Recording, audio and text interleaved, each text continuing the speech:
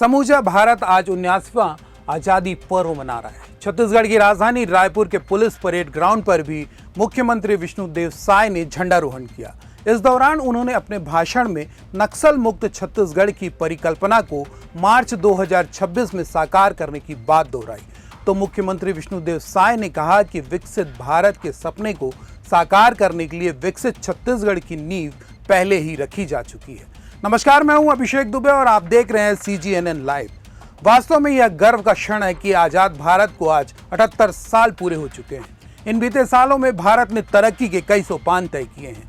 कभी सोने की चिड़िया कहलाने वाला भारत गुलामी की जंजीरों में जकड़कर भूख और गरीबी के दलदल में फंसा हुआ था, लेकिन आज का नया भारत दुनिया की तीसरी अर्थव्यवस्था बनने जा रहा है, जिसका श्रेय देश के नागरिकों और तरक्की पसंद केंद्र की मोदी सरकार को जाता है। हाल ही में छत्तीसगढ़ की विष्णुदेव साय सरकार ने 400 यूनिट तक बिजली बिल हाफ योजना को निरस्त किए जाने का फैसला लेते हुए अब केवल 100 यूनिट तक बिजली बिल हाफ किए जाने का ऐलान किया है।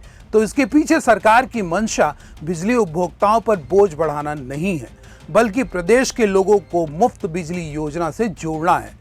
सुनिए क्या कहते हैं CM विष्णुदेव साय।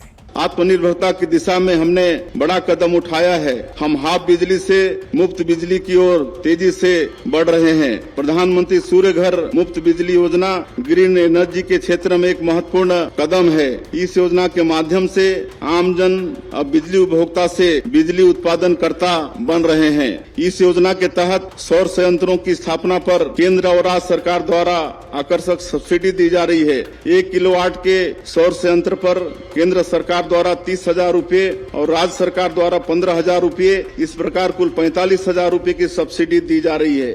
छत्तीसगढ़ राज्य गठन से पहले ही नक्सलवादियों ने प्रदेश के बस्तर पर कब्जा जमा रखा था।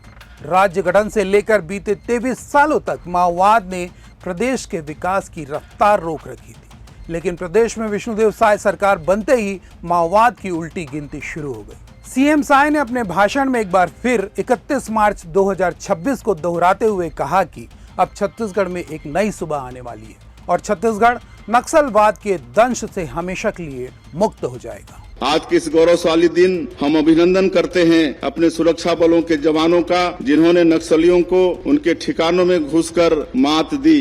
प्रधानमंत्री श्री नरेंद्र मोदी जी और केंद्रीय गृह मंत्री श्री अमित शाह जी के नेतृत्व में हम मार्च 2026 तक देश को माओवादी आतंक से मुक्त करने के लक्ष्य की ओर तेजी से बढ़ रहे हैं। पिछले 20 महीनों में हमारे जवानों ने 450 माओवादियों को न्यूट्रलाइज और 1578 को गिरफ्तार किया है। हमारे जवानों ने माओवादियों के शीर्ष नेताओं बसवराजू और सुधाकर को न्यूट्रलाइज करने में सफलता पाई है। राज्य सरकार की आकर्षक आत्मसमर्पण नीति से प्रभावित होकर 1589 माओवादी हथियार छोड़ चुके हैं। प्रदेश में बढ़ते अपराध को लेकर मुख्यमंत्री विष्णुदेव साय ने चिंता जाहिर करते हुए कहा, प्रदेश में एक बार फिर कमिश्नर प्रणाली को लागू किया जाएगा। उन्होंने कहा कि पुलिस में कमिश्नर प्रणाली सबसे सफल साबित हुई है, लिहाजा प्रदेश में अपराध पर नियंत्रण के लिए एक बार फिर से कमिश्नर प्रणाली को लागू किया जाएगा।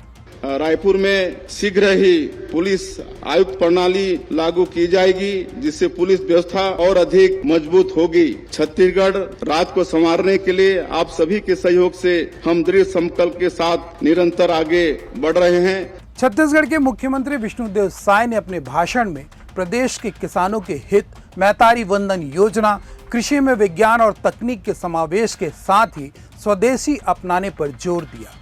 स्वतंत्रता दिवस के इस मौके पर प्रदेश की सरकार से आपकी क्या अपेक्षा है, हमारे कमेंट बॉक्स पर जरूर लिखिएगा, ताकि हम आपकी बातों से प्रदेश के मुख्यमंत्री को अवगत करा सकें। और CGNN लाइव पर आपका स्नेह यूं ही बढ़ता रहे, इसलिए सब्सक्राइब करना बिल्कुल भी मत भूलिएगा।